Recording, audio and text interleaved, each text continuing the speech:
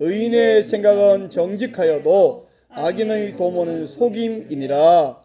악인의 말은 사람을 엿보아 피를 흘리자 하는 것이거니와 정직한 자의 입은 사람을 구원하느니라. 악인은 엎드러져서 소멸되려니와 의인의 집은 서 있으리라. 아멘. 오늘 말씀 제목은 하나님의 파파라치입니다. 여러분, 이 사진을 봐주실래요? 이 사진은 지난 1월 18일 눈이 엄청나게 쏟아지는 그날 서울역 앞에서 어떤 한 시인사가 노숙자에게 점퍼를 벗어주고 두꺼운 장갑을 벗어주고 자기 주머니를 뒤져더니 5만원짜리 지폐를 쥐어주고는 어디론가 홀연히 사라져 버린 그 모습입니다. 이렇게 벗어주고 사라져버린 이 모습을 마침 그 현장에 있었던 한 기자에 의해서 포착되어서 세상에 알려지자 사람들은 저마다 누군지 모르는 그 신사를 칭찬하고 감동했다고 하고 축복을 했습니다. 요즘 우리나라에는 곳곳에 카메라가 아주 많아요. 우선 CCTV, 여러분 운전하다 보면 사거리에는 반드시 있고 또 골목길에도 있어요. 건물에 들어가면 현관, 복도, 특히 엘리베이터에 반드시 CCTV가 있습니다. 여러분 오늘 오시면서 사진 여러 장 찍히고 왔습니다. 그런가 하면 길에 지나다니면 자동차마다 블랙박스라고 해서 촬영해서 녹화되는 그런 기기들이 달려있고요.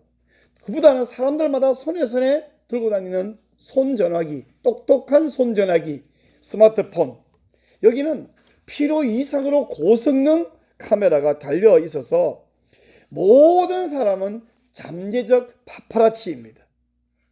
파파라치는 나쁜 짓을 하는 사람에게는 공포의 대상이지만 지금 사진에 찍힌 분 같이 이런 선한 일을 하는 분에게는 아무 문제가 없습니다.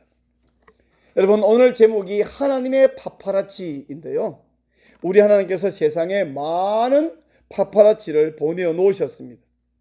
파파라치라는 말은 이탈리아 말인데 이 말이 복수형이라서 우리가 파파라치들 이렇게 말하지 않아요. 파파라치 자체가 복수형이고요. 단수형은 남성 여성이 다른데 남성은 파파라초, 여성은 파파라차 이렇게 말합니다. 우리 하나님의 파파라치는 카메라도 필요 없어요. 그냥 하나님은 우리 사람들의 눈과 귀로 보고 듣는 거, 그것을 하나님께서는 다 사람들의 눈과 귀를 통해서 하나님이 보고받고 계십니다. 그리고 하나님께서는 의인과 악인들에게 합당한 상과 복을 내리고 계십니다. 그러면 우리 하나님은 어떤 기준으로 상을 내리시고 어떤 기준으로 복을 내리시는가? 다시 말하면 어떤 사람을 의인이라 부르시고 어떤 사람을 악인이라 부르시는가? 그 이야기를 자세하게 알려주는 책은 바로 오늘 읽은 잠언의 말씀입니다. 잠언은요, 여러분, 어떻게 하면 하나님 백성이 되는가, 어떻게 하면 구원받는가라는 이야기를 담아주는 책이 아니라 이미 하나님 백성이 된 사람, 성도가 된 사람은 어떻게 살아야 되는가를 알려주는 책이에요. 지난주에 우리가 그런 이야기 했잖아요. 구원을 믿음으로 받냐? 행위로 받냐? 할 때에 믿음으로 받는데 믿음이 있다고 말만 하는 것이 아니라 그 행위가 드러날 때 그가 믿음의 사람이라는 것을 알 수 있다 그랬잖아요. 그렇다면 잠언이 구원받는 방법이 아니라 구원받은 사람이 사는 방법을 알려준다면 이 말씀으로 살아서 우리가 구원받은 성도임을 드러낼 수 있다 하는 거예요. 그래서 잠언은 매우 지혜로운 말씀, 요긴한 말씀, 격언을 담고 있기 때문에 누구나 쉽게 읽을 수 있고 쉽게 이해될 수 있는 말입니다. 잠언을 읽다 보면 진짜 밑줄 긋고 싶고 외우고 싶은 말이 너무 좋은 말이 많습니다. 근데요, 여러분은 잠언을 읽기가 참 좋은 책이잖아요. 근데 설교자는 잠언을 설교하기가 썩 좋은 책은 아닙니다. 왜냐하면 잠언에는 단락이 없어요. 문단이 없고 그냥 주제들이 막 산재해 있기 때문입니다. 잠언이 1장부터 9장까지는 좀 단락이 있어요. 그리고 저 마지막 30장, 31장 가도 확실하게 단락이 있는데 그 한가운데 긴 부분 10장부터 29장까지는 일정한 단락 없이 매 구절마다 다른 주제를 나열을 하고 있습니다. 그 왜 그러냐? 여러분 그 꽃밭에 한번 비유해 보면요. 화단에는 꽃들이 이렇게 종류대로 예쁘게 심어져 있잖아요. 근데 들판에 가면 어떻습니까? 각종 야생화들이 막 자유롭게 이렇게 아름답게 만발해 있죠. 그것도 예쁘잖아요. 그죠? 근데 꽃꽂이를 하는 사람, 그냥 꽃을 보고 예쁘다 이렇게 괜찮은데 꽃꽂이를 하는 사람은 가서 꽃을 종류별로 꺾어서 가져와서 다 정리를 해야 그 다음에 꽃꽂이 가능하고 꽃다발이 만들어져요. 마찬가지로 잠언에 보면 여러 주제가 막 산재해 있습니다. 아내에 대한 교훈도 많고요. 자녀에 대한 교훈도 많습니다. 구제하면 어떤 은혜와 복이 있는가? 성실하게 살아야 된다. 뭐 등등 이 외에도 여러 종류의 교훈들이 산재해 있습니다. 그래서 잠언을 설교할 사람은 먼저 잠언 전체에서 이 주제에 대해서 하나님 뭐라고 말씀하시는가, 솔로몬이 뭐라고 이야기했는가를 다 찾아와서 모아놓고 설교해야 되는, 먼저 모으고 정리하는 작업이 필요해요. 그럼 너무 고생되느냐? 아니, 해보면 그 작업도 은혜가 되고 꽤나 재미가 있습니다. 근데 오늘 잠언 12장을 우리가 보고 있는데 12장에는 특별히 같은 주제, 의인과 악인에 대한 주제가 12장에 많이 모여 있어요. 여러분 들판에 나가면 어느 지역 가면 한 종류의 식물, 꽃들이 막 이렇게 모여 있는 곳이 있어요. 그런 곳을 그 식물이 굴락한다, 굴락 지역이다 이렇게 부르는데, 그런 표현을 빌리면 잠언 12장은 의인과 악인에 대한 교훈이 굴락하고 있는 것 같은 느낌이 들어요. 그래서 오늘은 잠언 전체에 실제로 의인과 악에 대한 이야기를 많이 해요. 어쩌면 잠언에서 제일 많이 말하는 게 의인과 악에 관한 교훈일 거예요. 근데 그 많은 이야기 중에서 오늘은 잠언 12장에서 말하는 의인과 악에 대한 교훈만 좀 살펴보려고 합니다. 잠언 12장에는 의인과 악에 대한 이야기가 모두 9구절이 나와요. 3절, 그리고 우리가 오늘 읽었던 5절, 6절, 7절, 그리고 10절, 건너뛰어 12절, 13절, 21절, 저 마지막 26절 이렇게 9군데 나옵니다. 그 중에서 유심히 여러분이 만약 보시면 6절에는 목사님 여기는 의인과 악에 대한 이야기가 아니라 악인 이야기밖에 없네요 이렇게 생각할 수 있는데, 다른 구절에서 의인과 악인을 이렇게 비교해놨기 때문에 6절에서는 악인 이야기만 있지만 의인이라는 단어가 생략되어 있지만 여기 오늘 포함시켜도 괜찮겠다 그렇게 생각을 해요. 자, 이 말씀을 보면 의인과 악인이 그 의와 악을 하나님에게 나타내 보이는 것이 아니라 주변의 사람들에게 드러내 보입니다. 근데 사람들에게 우리의 의와 악을 드러낼 때 사람들이 아니라 하나님께서 그것에 대해서 상이나 벌을 주신다고 말씀하고 있습니다. 이것을 보면 우리가 뭘 알 수 있냐면 사람에게 인정받아야 하나님께 인정받을 수 있다 하는 사실을 알 수 있습니다. 우리가 어떤 의로운 행동이나 어떤 악한 행동을 하면 사람들이 우리를 축복하거나 칭찬하거나 혹은 비난하거나 저주를 하죠. 아까 그림에서 봤던 그 추운 날, 그것도 눈이 막 펑펑 쏟아지는 그날 자기의 입고 있는 외투를 벗어주고, 집에 외투가 아무리 여러 벌이 있는지는 몰라도 그게 쉬운 일이 아니잖아요. 자기도 추운데 장갑 벗어주고 주머니 돈까지 챙겨서 주고, 나중에 기자가 그 신사람 놓쳐버리고 그 노숙자를 겨우 찾아가서 물어봤대요. 무슨 일 있었냐 했더니 자기가 너무 추워서 지나가는 분 붙들고 커피 한 잔만 사달라고 했더니 그분이 커피는 안 사주고 옷을 벗어주고 장갑을 벗어주고 돈을 주고 가더라. 근데 이 기자가 보니까 그 코트 안에 보니까 이건 왜 이 바깥 옷이 아닌 무슨 잠옷 같은 옷을 이 노숙자가 입고 있더라는 거예요. 와, 여러분, 저 목사지만 과연 그분처럼 할 수 있을지 제가 잘 모르겠어요. 꼭 잠옷 비싸게 생긴 옷을 입고 달달 떨면서 카페에서 달라 그럴 때에 돈은 좀 줄 수 있지 모르지만 입고 있는 옷까지 벗어줄 수 있을지 여러분은 어떨까요? 여러분은 잘 하실 것 같아요. 근데 저는 잘 모르겠습니다. 자, 이럴 때에 이 사진만 보고 누군지도 모르는 사람에게 사람들은 칭찬하겠죠? 축복하겠죠? 근데 그 칭찬을 들으시고 그 말을 들으신 우리 하나님께서 그분에게 은혜와 상을 주십니다. 그렇다면 사람들의 말, 사람들의 입에 얼마나 대단한 권세가 있는가를 여러분 알 수 있겠죠. 그러므로 어떤 사람이 나에 대해서 축복하는 말이나 어떤 사람이 나에게 비난하거나 저주하는 말에 대해서 가볍게 넘길 수가 없습니다. 우리는 사람에게 인정받아야 하나님께도 인정받을 수 있는 줄 믿으시기 바랍니다. 아멘. 그래서 예수님께서는 뭐라 그러냐, 너희가 제물을 드리다가 하나님께 제사를 드리려고 왔다가 어떤 사람에게 원망 들을 만한 일이 생각나면 먼저 가서 사과하고 용서하고 화해하고 그 다음에 와서 예물을 드리라. 마태복음 5장 23절 24절 말씀인데 같이 한번 읽겠습니다. 시작. 그러므로 예물을 제단에 드리려다가 거기서 내 형제에게 원망 들을 만한 일이 있는 것이 생각나거든 예물을 제단 앞에 두고 먼저 가서 형제와 화목하고 그 후에 와서 예물을 드리라. 아멘. 만일 어떤 다른 사람이 나를 용서하지 않으면 내 기도가 하나님께 상달되지 않습니다. 또 내가 다른 어떤 사람을 용서하지 않으면 그 사람의 기도 하나님이 들어주지 않습니다. 마태복음 18장 18절은 이렇게 말합니다. 진실로 너희에게 이르노니 무엇이든지 너희가 땅에서 매면 하늘에서도 매일 것이요 땅에서 무엇이든지 땅에서 풀면 하늘에서도 풀리리라. 이게 무슨 말이냐면 내가 어떤 사람에 대해서 앙심을 품고 있어요. 하나님이 그 사람을 용서 안 해요.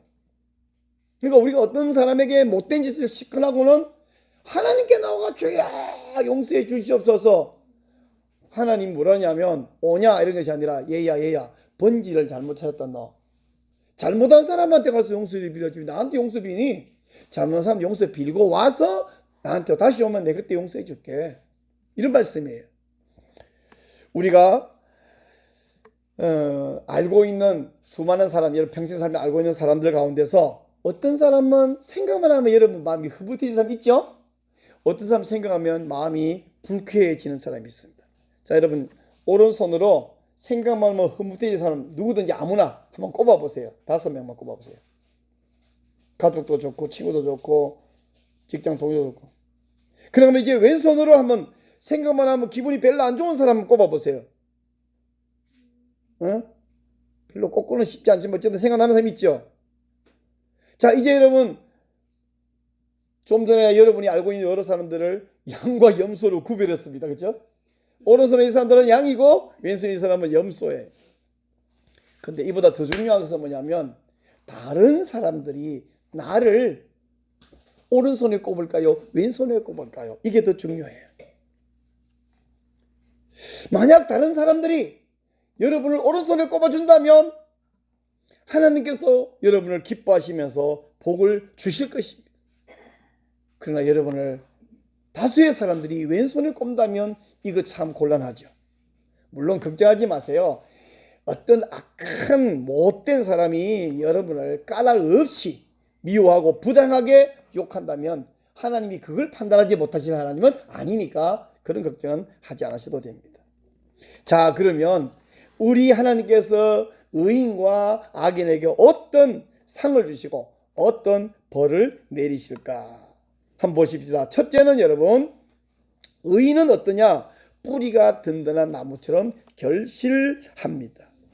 자, 오늘 우리 5절, 6절, 7절을 읽었습니다만은 3절을 우리 한번 보겠습니다. 잠언 12장 3절 시작. 사람이 악으로서 굳게 서지 못하거니와 의인의 뿌리는 움직이지 아니하느니라. 아멘. 의인의 뿌리는 움직이지 아니한다. 의인이 사람이지 나무가 아닌데 뿌리가 움직이지 않는다. 이 말은 시편 제1편 3절 말씀에 이런 말씀 있잖아요. 복 있는 사람은 시냇가에 심은 나무가 시절을 쫓아 과실을 맺은 것과 같다.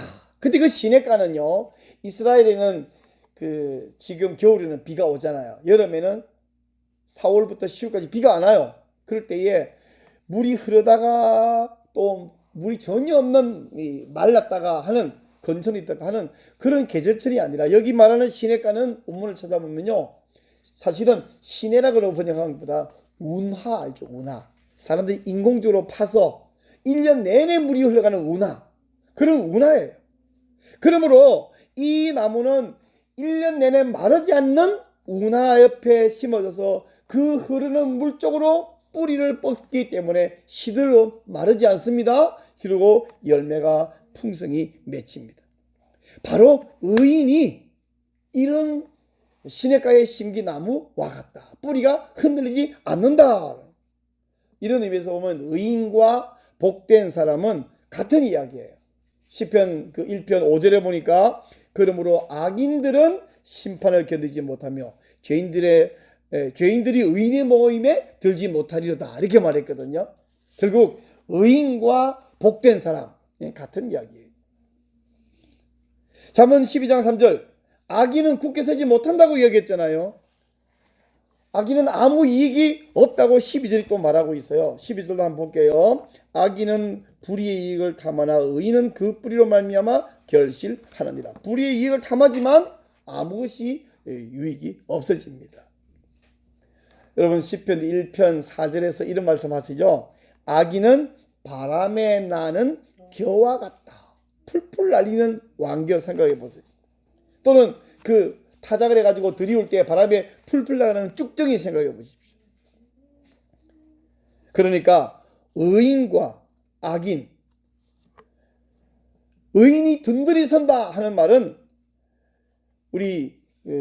또 악인이 바람에 날아간다는 이야기는 예수님이 마지막 심판하실 때에 그 심판 앞에 의인은 견디지만 악인은 견디지 못한다 하는 이야기예요. 바로 여러분이 이런 의인, 이런 복된 성도인 줄로 믿습니다.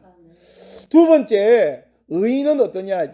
집안이 굳게 선다라고 말씀했습니다. 7절 말씀을 보니까 악인은 엎드려서 소멸되려니와 의인의 집은 서 있으리라.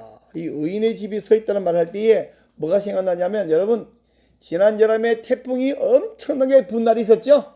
막 간판이 날아가고 지붕 뚜껑이 날아가고 비닐하우스가 날아가고 또 심하게 바람이 불면 벽돌이 막 오르르 쏟아지더라고요. 벽돌이. 그 벽돌 안에 뭔가 틈이 있어가 구멍이 있어서 바람이 들어가는지 벽돌이 와르르 그 밑에 있는 사람 다 다칠까봐 걱정인데, 그렇게 되는데도 불구하고 태풍이 다 끝마치고 보면 부셔진 집, 날아간 집이 있지만 멀쩡한 집은 아무 이상 없어요. 창문도 하나 안 깨졌고 멀쩡합니다. 지진이 와도 쓰러지지 않고 태풍이 불어도 날아가지 않고 사라지지 않는 집, 바로 하나님께서 의인에게 의인의 집안을 그렇게 난리 가운데서 지켜주시겠다고 약속하십니다. 사랑하는 여러분, 2020년에 시작된 태풍 하나가 있습니다. 이는 태풍이 3일 불고 끝마치 않은 것이 아니라 작년부터 시작해서 올해까지 불고 있는 코로나 태풍입니다. 코로나 바이러스 태풍. 근데 여러분, 이런 난리와 태풍 가운데서도 하나님은 의인의 집안, 의인의 가문을 든든히 붙들으시고 지켜주실 줄로 믿습니다. 우리 하나님 바로 여러분의 집안을, 여러분의 가문을 그렇게 굳게 붙들어 주십니다. 세 번째, 의인은 함정과 재앙을 벗어난다고 말씀하십니다. 12절 말씀 보니까요, 악인은 그 불의의 이익을 탐하거니와 의인은 그 뿌리로 말미암아 결실한다고 말씀했습니다. 그런가 하면 21절 말씀 한번 볼게요. 21절, 의인에게는 어떤 재앙도 임하지 아니하려니와 악인에게는 앙화가 가득하리라 말씀하세요. 우리나라 말에 속담인데요, 제꾀에 넘어간다 그런 말이 있죠. 그걸 한자 말로 말하면 자승자박이라고 해요. 성경에 보면 에스더서에 보면 하만이 모르드게를 매달아 죽이려고 높은 장대를 매달아 세워놨습니다.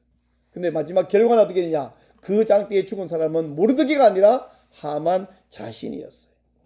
이처럼 악인은 자기 꾀에 빠지고 자기 말에 걸려 넘어지고 자기가 판 함정에 빠지고 자기가 세운 장대에 매달리는 거예요.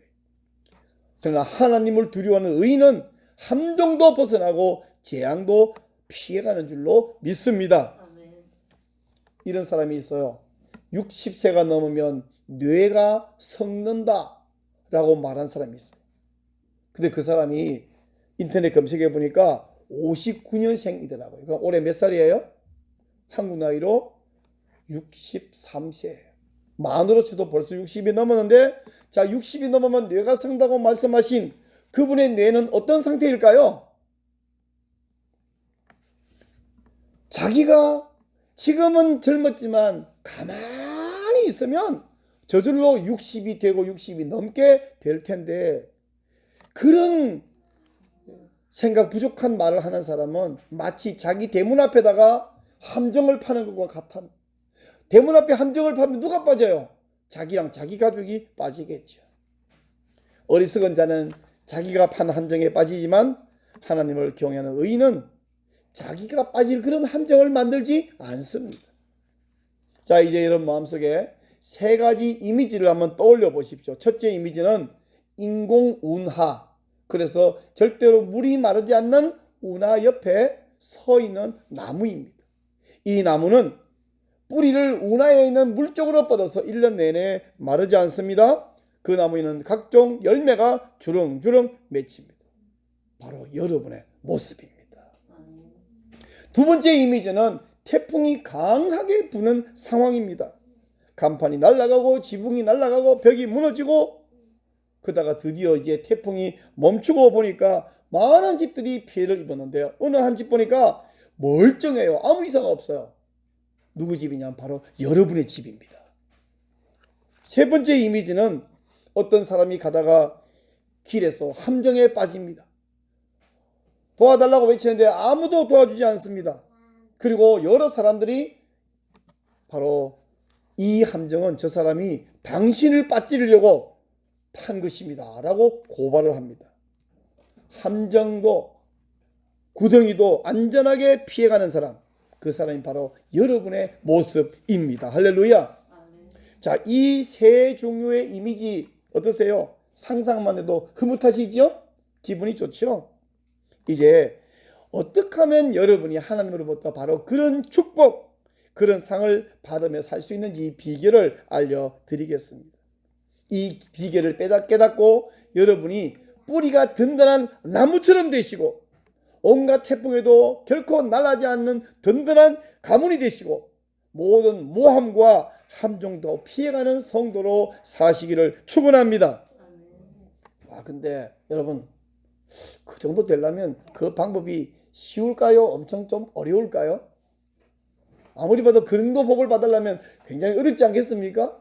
그러나 걱정하지 마세요. 그렇게 어려운 방법을 제시하면서 하나님이 이거 하면 이런 복 준다 그러면 그건 속임수죠. 속임수. 뭐 물건 내놓고 이 좋지? 좋은데요. 가지고 싶지? 내 가지고 싶은데요. 1억 메모 줄게. 그러면 1억이 어디 있어 지금 우리한테. 하나님은 우리에게 이런 복을 주마. 근데 대신 대가를 톡톡히 치르라 그러면 그건 지금 속임수죠. 그러나 우리 하나님은 그런 하나님이 아니에요. 누구나 할 수 있는 가능한 방법을 말씀합니다. 그럼 어떻게 하면 되느냐? 쉬워요. 첫째, 옳은 생각을 하시기를 바랍니다. 5절 말씀을 다시 한번 볼게요. 5절 같이 읽습니다. 시작. 의인의 생각은 정직하여도 악인의 도모는 속임이니라. 의인의 생각은 정직, 올바르고 올곧다는 거예요. 그럼 이 올곧은 반대말은 뭐냐면 속임수입니다. 악인들은 속임수를 뭐라 부르냐? 지름길이라고 불러요. 출세길이라고 불러요. 그러다가는 자기 꾀에 빠집니다. 하지만 여러분, 어떤 길은 사람이 보기에는 바르나 필경은 사망의 길이라고 지혜의 말씀, 자문이 말씀하고 있습니다. 하나님을 경외하는 여러분은 속임수를 추구하지 말고 옳은 생각을 하고 생명의 길을 가시기를 바랍니다. 두 번째는 옳은 말을 하시기 바랍니다. 자, 6절 말씀을 보겠습니다. 6절 시작. 악인의 말은 사람을 엿보아 피를 흘리자 하는 것이거니와 정직한 자의 입은 사람을 구원하느라. 아멘.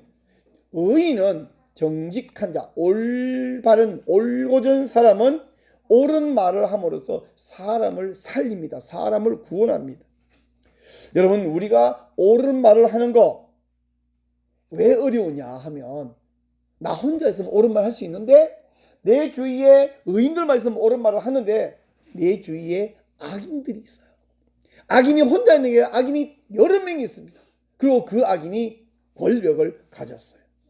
그리고 말합니다. 함께 남의 피를 흘리고 등쳐먹고 뺏자라고 이야기해요. 그런데 그 악인은 내가 악에 동조하지 않으면 나까지 왕따시킵니다. 나까지 죽이려고 합니다. 여러분, 청소년들이 왕따 당하는 친구를 돕지 못하는 어려움이 바로 이런 이유예요. 그러나 사랑하는 여러분, 이럴 때 그 악인을 두려워하지 말고 전능하신 하나님을 믿고 하나님을 의지하는 사람은 두려워하지 않고 옳은 말을 할 수 있습니다. 그리고 여러분, 내가 앞서서 옳은 말을 하면 내 주위에서 두려워서 차마 옳은 말을 하지 못하고 있던 많은 사람이 여러분에게 동조하게 될 것이고 여러분은 그 의인들의 지도자가 될 줄 믿습니다. 그러므로 여러분, 옳은 말을 함으로써 사람을 살리는 의인이 되시기를 바랍니다. 아멘. 세 번째로 긍휼을 베푸시기 바랍니다. 10절 말씀을 좀 볼게요. 자, 10절 찾으셔서 한번 읽어주시기 바랍니다. 10절 시작. 의인은 자기의 가축의 생명을 돌보나 악인의 경륜은 잔인입니다. 아멘. 의인은 자기 가축의 생명을 돌본다. 자기 가축을 돌보고 사랑하는 사람은 당연히 자기 가족도 돌봅니다. 자기 집 종들도 돌봅니다. 자기 이웃도 돌봅니다. 요즘으로 말하면 그런 의인은 자기 회사 직원들도 사랑하고 돌아봅니다. 하지만 악인들은 어떠냐? 악인들은요, 제 딴에는 긍휼을 베푼다고 하는 것조차도 잔인이니라. 이 말 좀 유머러스하지 않습니까? 악인의 긍휼은 잔인이니라. 이렇게 써놔서 그렇지 이건 굉장히 심한 조커입니다. 우리 예수님 말씀하셨어요. 긍휼히 여기는 자는 긍휼히 여김을 받을 것이니라.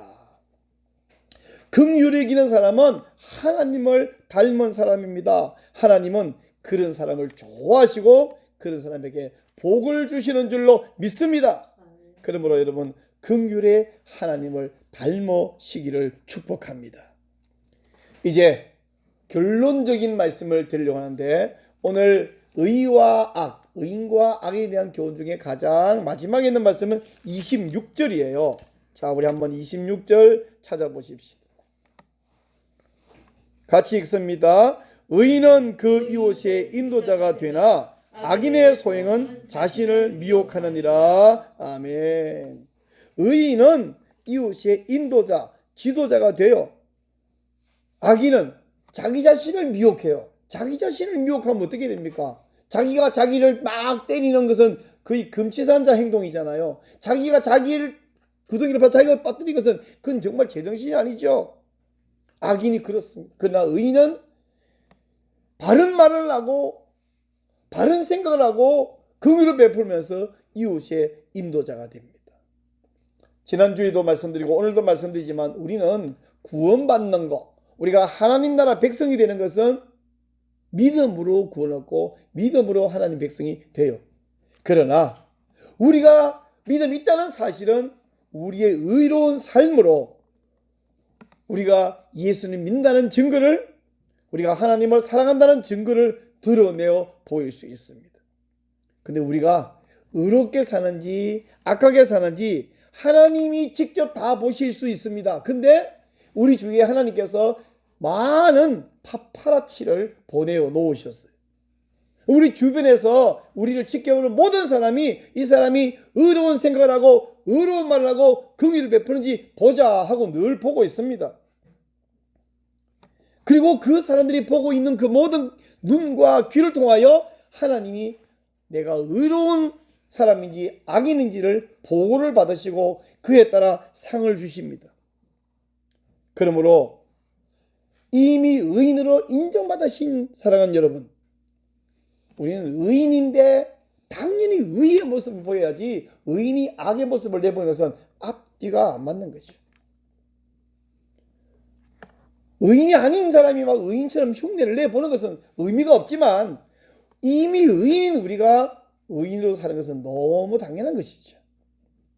하나님께서 우리에게 너는 의인이다, 의인으로 살아라, 그리고 의인으로 살 때에 내가 이런 상과 이런 복을 주마, 아주 막 다양하게 약속을 해놓으셨고 우리 앞에 살아간 믿음의 선조들이 바로 그렇게 살았고 그런 은혜를 받은 것을 또한 증거로 내보여주고 계십니다.